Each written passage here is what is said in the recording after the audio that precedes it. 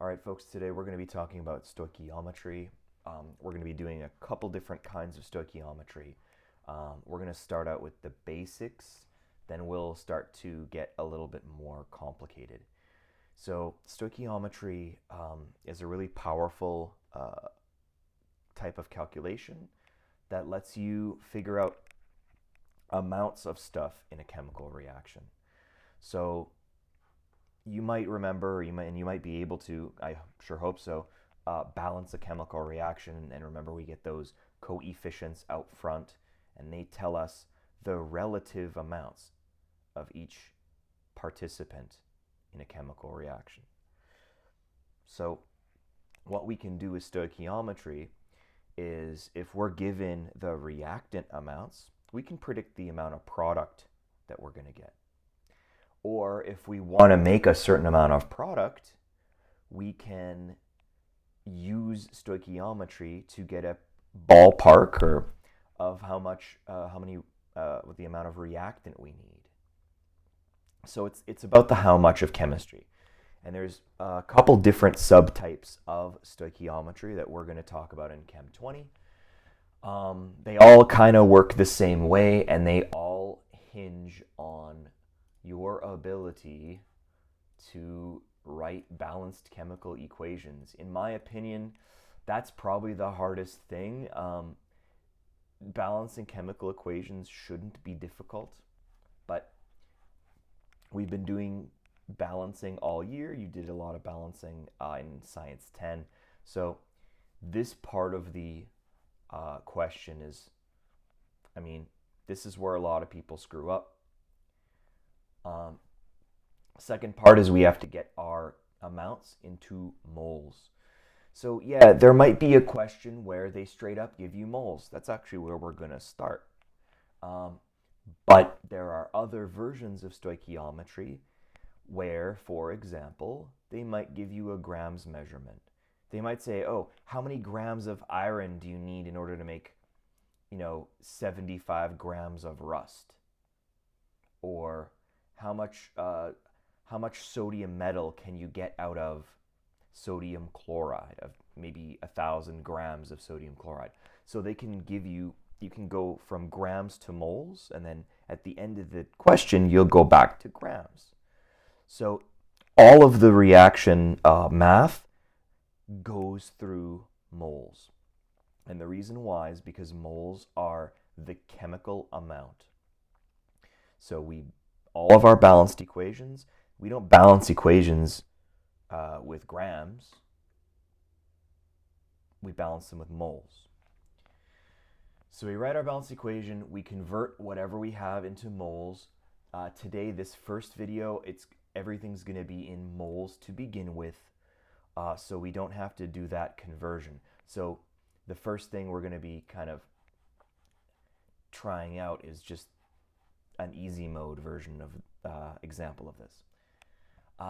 Then you set up a very special unit conversion called a mole ratio. And it's what you want in the answer, over what you've been given in the question. And I'll give you a quick example, not of a mole ratio, but again, of a unit conversion, just to kind of shake things out a little bit and get our brains on the right track. So, but what numbers go in there? Well, the numbers are the coefficient that we got from the balanced equation. So the balanced chemical reaction equation is going to give us the numbers that we put into our conversion brackets, what we put into the mole ratio. And then at the end of the question, we convert back into whatever units the question wanted us to give. So it might be asking us for grams, or it might be asking us for a pressure, volume, and temperature combination. So like what is the volume of this gas that you can make at STP from this reaction? Or if you're given solutions, you might say, oh, there's going to be 3.4 liters of 0.15 mole per liter solution. So you turn the moles back into whatever type of unit the question requires from you. So let's just do a quick conversion bracket here. Let's say we have to convert, I don't know, let's convert masses, because that's one that I always have memorized. So let's say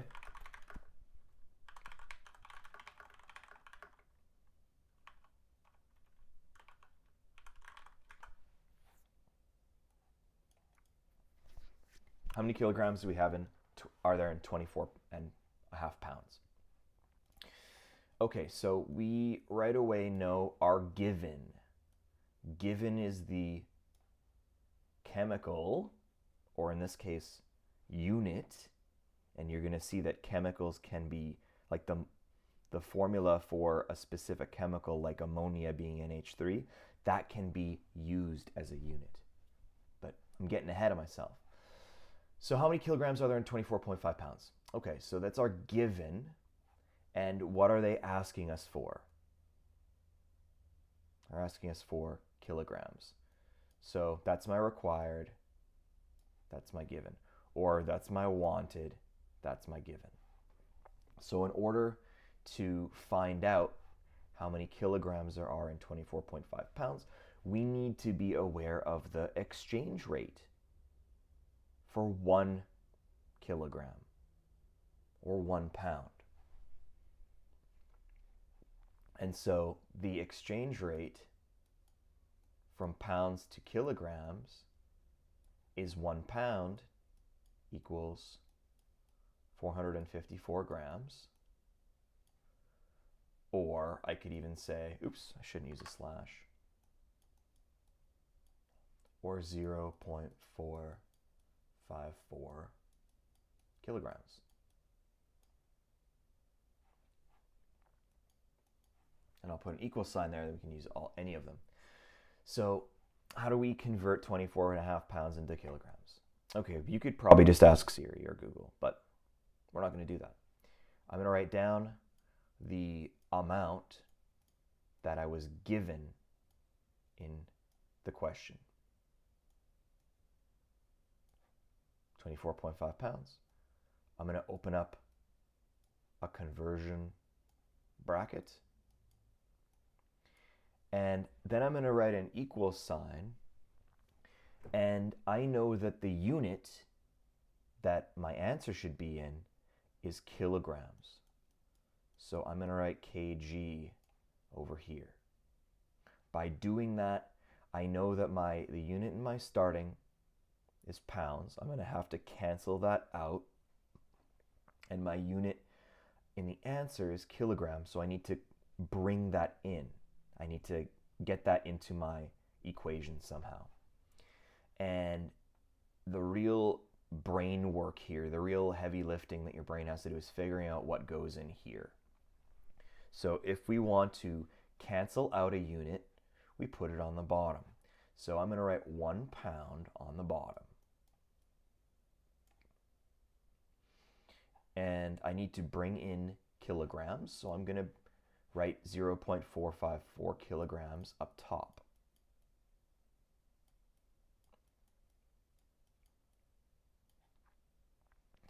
And I'm going to do some calculation.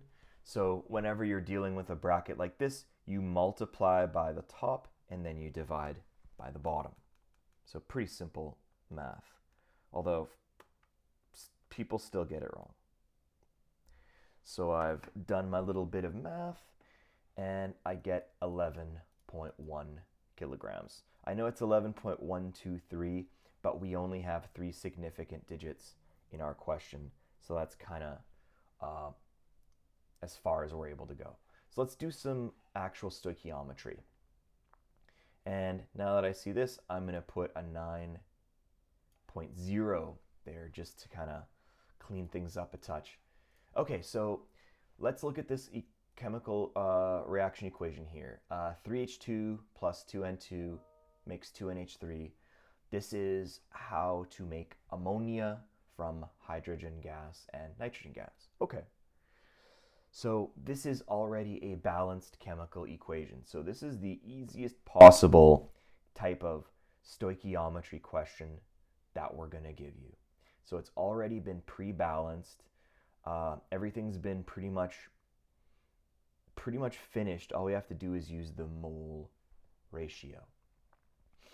So here's our question. If you have 9 moles of nitrogen and an unlimited amount of hydrogen, in other words, we don't care about how much hydrogen we have. If we need hydrogen, we got it.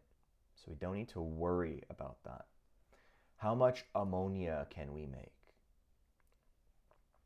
So let's write this down. Obviously, our moles of nitrogen is our given. That's what we know. And ammonia is our wanted or required. So we're going to use the chemical formulas as units. So here's how I'm going to do that.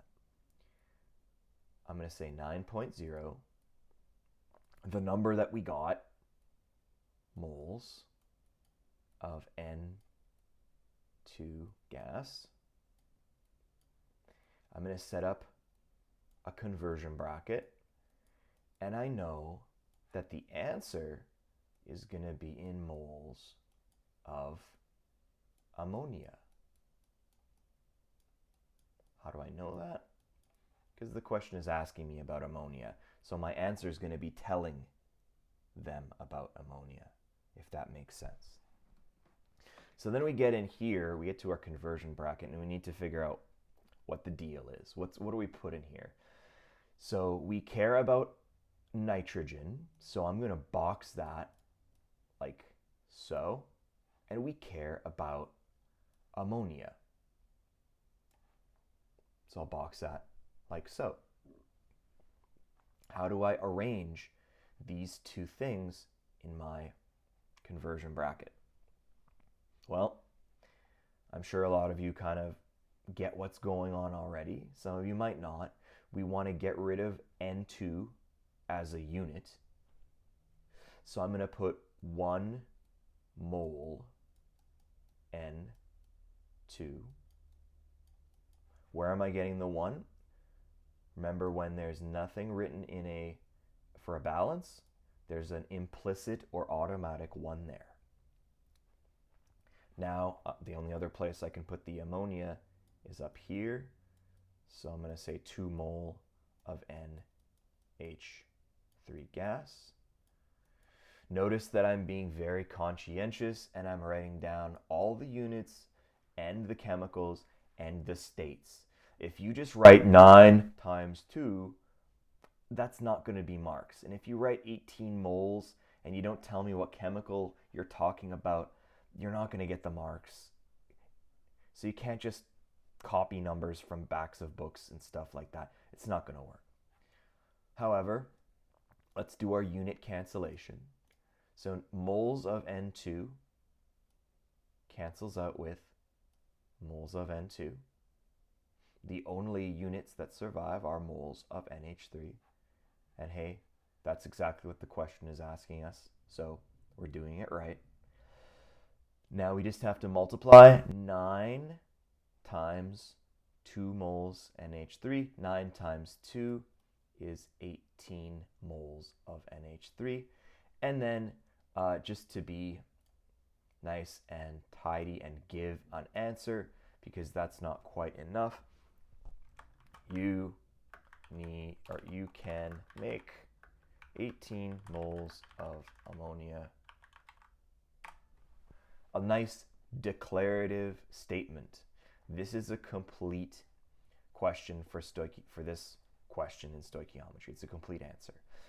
Now let's go to the next one. How much oxygen do you need to fully combust 4.5 moles of propane? So this question, we're getting a little bit more difficult.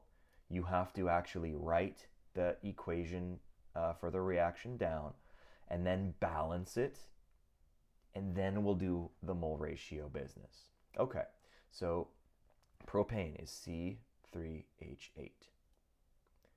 So C3H8, and that's bracket G. and this is a combustion reaction. You need to look inside of your data book. Some of us have combustion reactions memorized. It is when a fuel, in this case propane, combines with oxygen gas to form carbon dioxide gas and water, but it's not H2O bracket L, it's H2O bracket G. It's steam. So now we have to balance our equation before we can move on. So let's see. The best way to balance a combustion reaction is do the carbons first, then the hydrogens second, and then the oxygens third. So I have 3 carbons here, which means I'm going to throw a 3 out front here. I've got 8 hydrogens, which means I'm going to throw a 4 here because 4 times 2 is 8 hydrogens. And then I need to total up my oxygens and divide by 2. So I have 4 plus 6, that's 10. So I need to put a 5 out front there.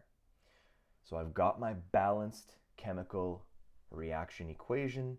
Now I can start sorting everything out.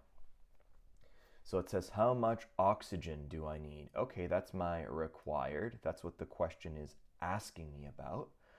Moles of propane, oops, I didn't mean to cross it out. Moles of propane, that's my given. That's the thing I have the most info about. So here's what we need to do. I'm going to box my oxygen.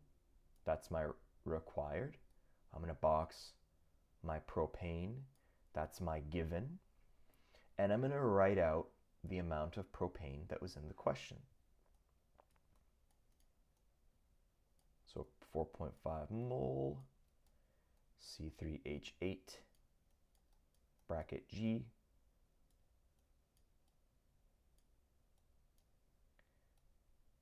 oops, and now we need to write a mole ratio. Remember, mole ratio is just a conversion between one type of chemical and another.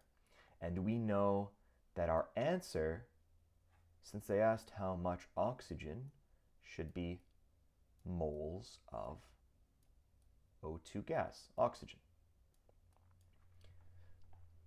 So now we populate our little mole ratio here. If I want to get rid of C3H8, I'm going to say 1 mole C3H8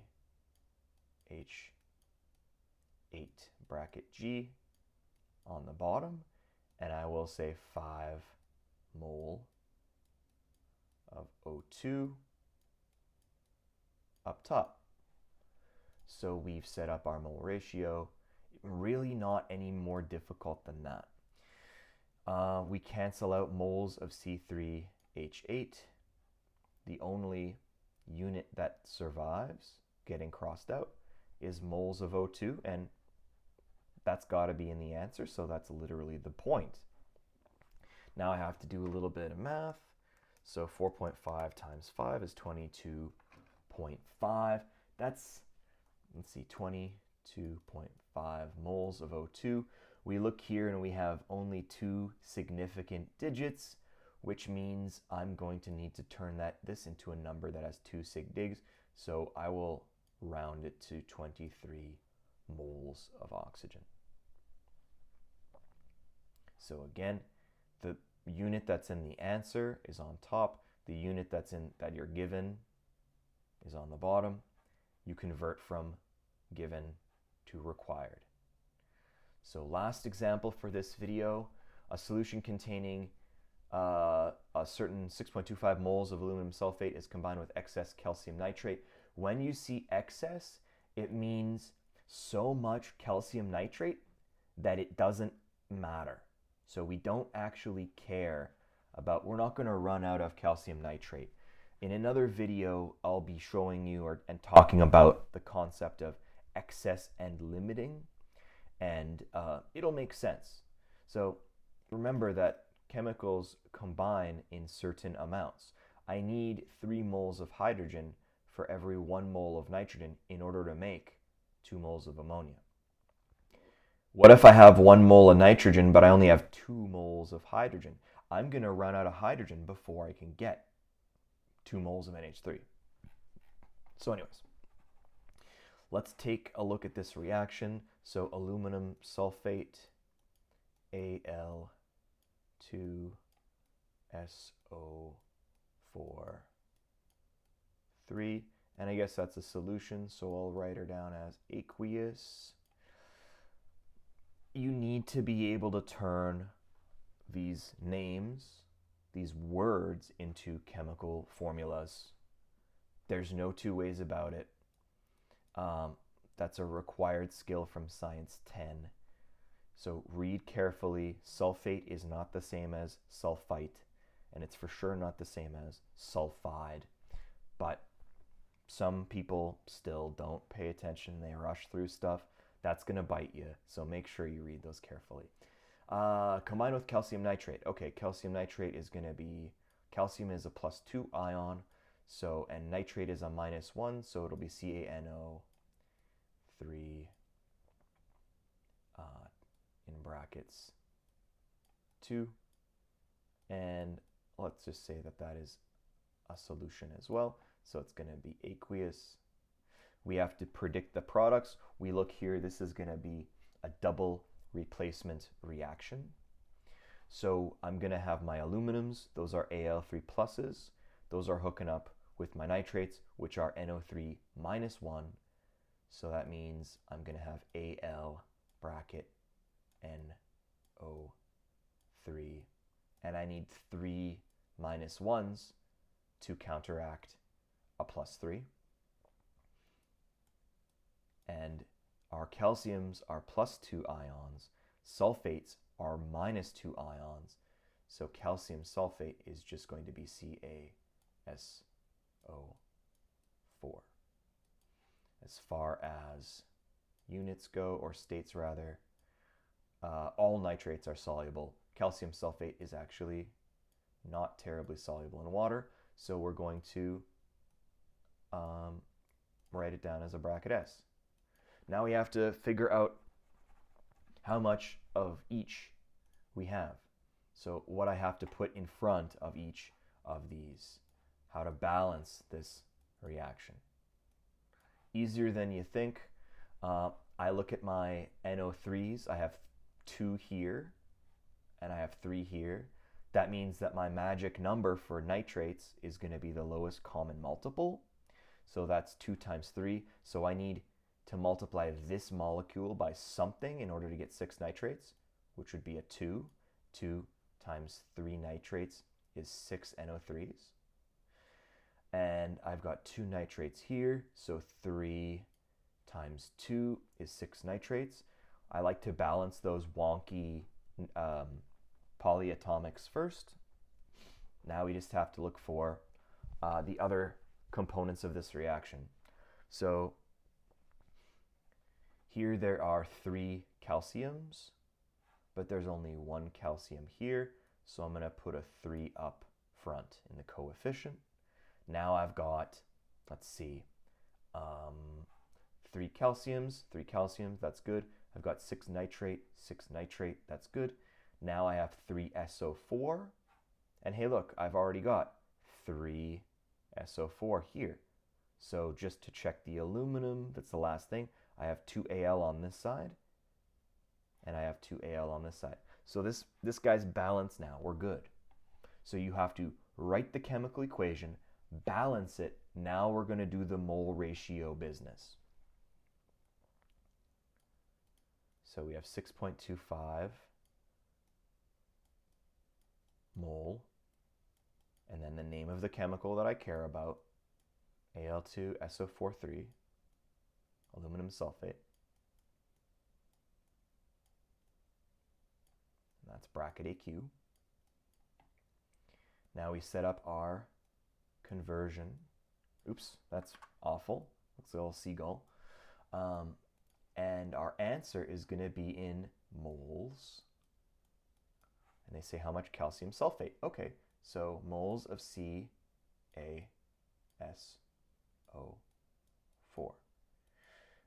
I'm not putting 3 CaSO4, if you notice.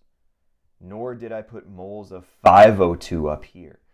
This is just the chemical. It has nothing to do with how many. Where we care about how many is in the mole ratio in the brackets in the conversion. So I need to get rid of aluminum sulfate. So what's the number? What's the coefficient in front? It's that implicit automatic 1. So I say on the bottom, 1 mole Al2SO43.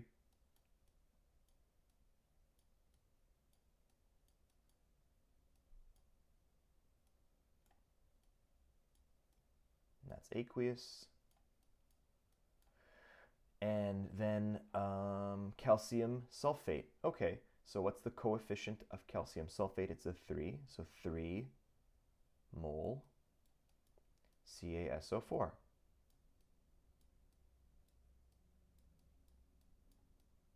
Solid. So then we go through and cancel out moles of Al2SO43, moles of Al2SO43. What's the only unit that survives? Hey, look, it's moles of CaSO4, what we want in the question. This always matches this. Always.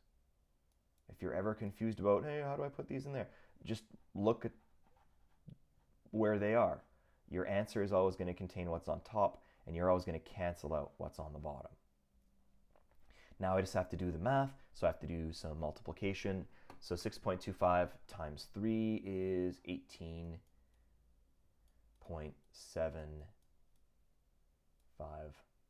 moles,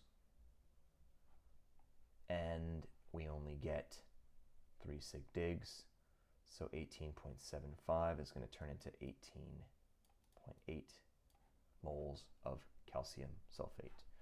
So there is mole to mole stoichiometry in a nutshell. So just to recap, we write our balanced chemical equation. We're already in moles for these ones.